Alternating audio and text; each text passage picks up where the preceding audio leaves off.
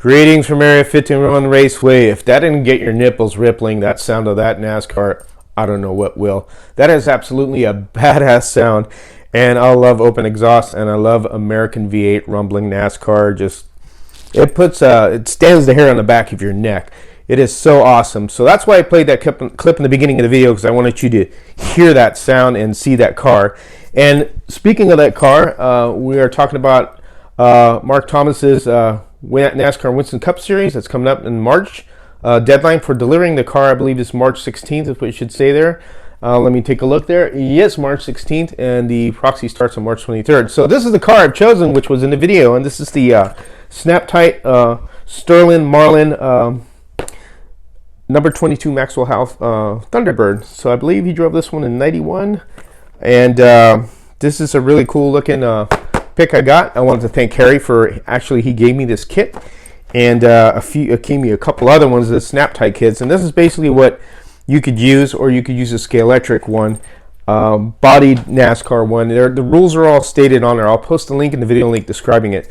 So what I'm going to do right now is let's talk about Sterling Martin, a little bit of history, and I'm going to take a look at him and why I want to build this car, because I will go over little by little the chassis build and what I'll be doing with building this car. Now I've decided to also step up my game on building chassis. I've got some tooling on the way, some drill press, belt sander, a sonic vibronic clean I can't say that word, I'm sorry, but it's a sonic vibrator cleaner. I hope I got that right. It's got a weird name. We use it at work also for cleaning EGRs on equipment.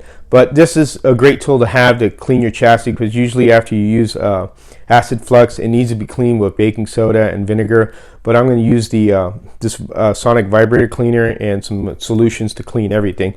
So I want you to join me and through this journey, how we're going to build this car. And this year is mainly about a lot of scratch building stuff and proxies, and I look forward to doing a lot more of this and to doing a lot more proxies here at Hangar One and at Home Racing World. And we want to get a lot of different things involved. A lot of great products have come out last year, and there'll be more great products coming out this year from Slot Car Corner that will help the scratch builders. So I look forward to all that. So why don't we go learn a little about Sterling Marlin now? All right, we have Sterling Burton Marlin, born June 30th, 1957. And we'll read off his achievements over his 33 years of racing. So 748 races run over 33 years. His best finish is third in 1995 and 2001. And his first race was in 1976 at Music City, USA 420 Nashville. And in his last race was in 2009 at Tums Fast Release 500 in Martinsville.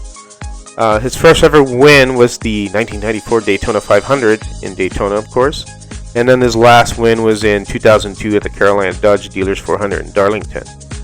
So his achievements, have been pretty good career over the span of 33 years.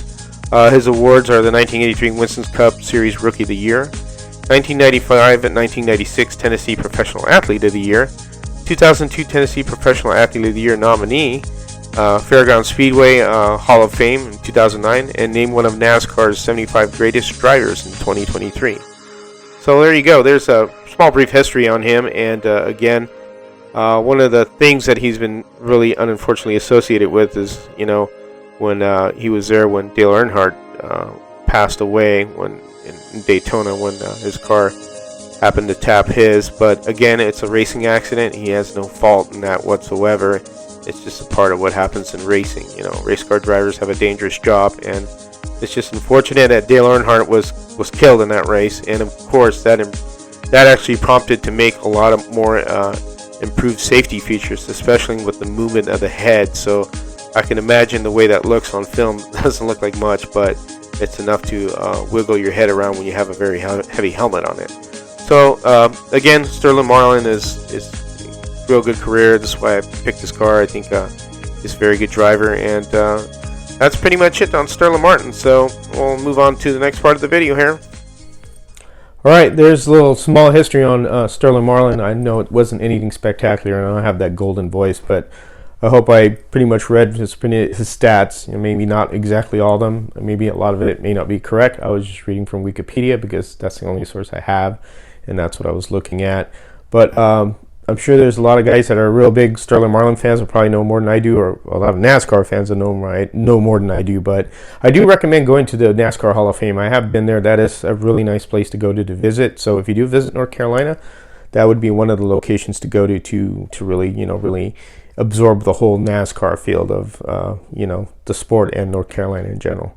So let's take a look at what we're building here for the Proxy. All right, here we are at the bench, and I'm using a different jig to set this up.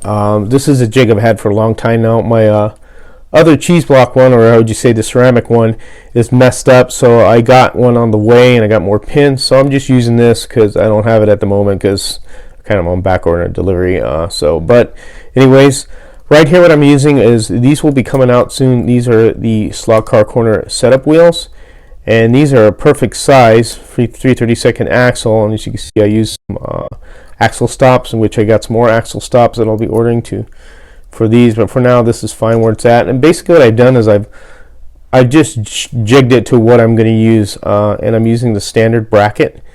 And I've cut my tube, my length, my bushings are in there. I got this all set so it doesn't move. As you can see right here where I have the stops at. And these are really good stops. You could get these from Slot Car Corner. They have them if you want to use this.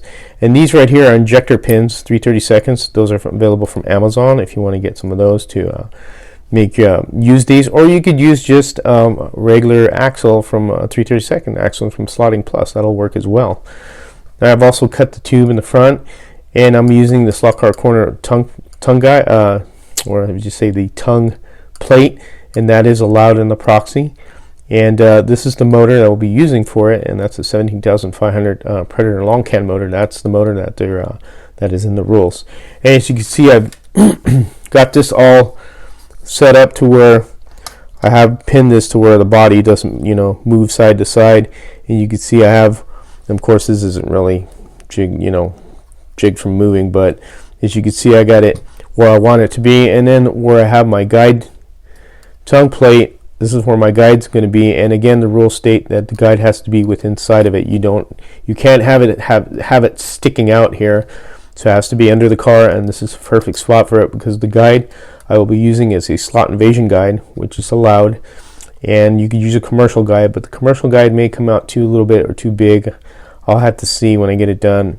Now to make a slot invasion one work, you would use the one that's for the BRM cars, and what it is that the bulkhead has, how would you say, enough room to fit around this part of the guide tongue itself, and that's what I'll be using. And that is easily done by getting a piece of brass tube, and I believe it's 81, I would say 27 or 28, that fits that shaft of the guide and will let you put it in there with no issues. Now I will get a guide tongue to show you what I'm talking about, or excuse me, a guide that I'll be using that I'm talking about.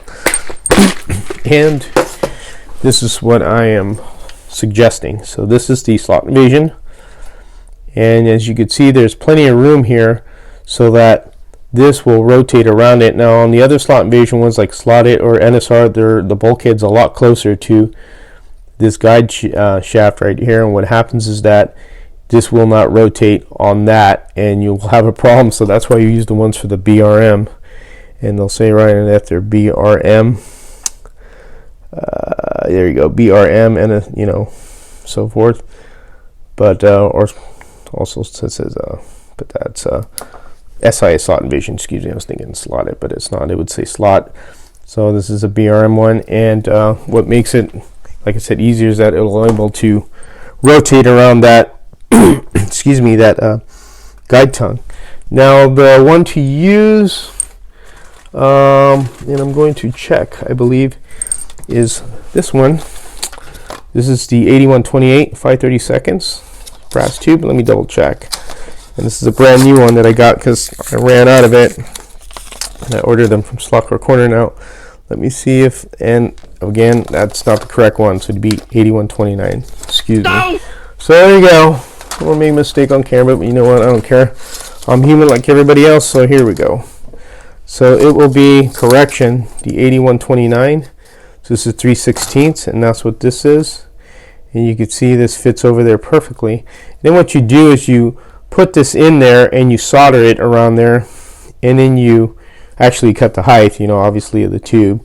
You mark it, and then you solder that in there, and this will be perfect for this to be inside of there and rotate, and that'll give you plenty of room to rotate with the plate. And I'll show you that here with getting a guide tongue, which I should have had out to begin with, and I didn't, so let me grab one.